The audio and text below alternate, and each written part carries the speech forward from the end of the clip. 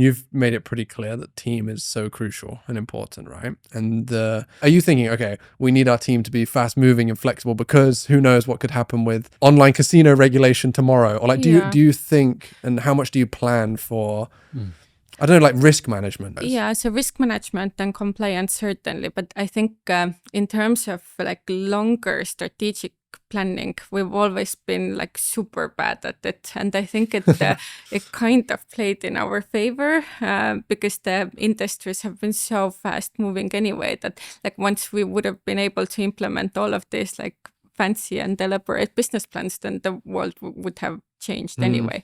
But what we have been really great at is adapting and actually being often the first movers. So like we've been fairly bold in taking on the risk overall. So do you think that your bad planning has actually been a strength for you guys? I would say so, yeah. Because it wasn't planned, but looking back, I think it actually played in our favor. Because like the opposite of planning would be like basically what you guys are doing. Yeah. Which is not, you wouldn't say that that's necessarily a bad thing, right?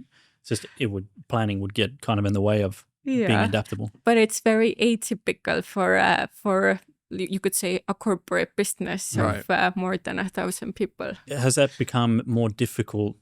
Like the lack of planning, has that become more difficult as the company has grown? For sure. Like I think one of the biggest like growing pains for us is for a long time, like even when we were like almost hitting 1,000 people headcount, we were still like almost acting as a startup, and the mentality like is completely different. You can't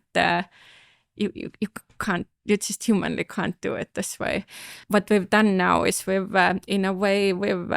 we've separated our mature, more revenue generating business on one hand, and the R&D and the startup projects are with a separate team, because it does require a completely like different approach, like even like innovation or any like risk taking for a mature business that employs hundreds and hundreds of people.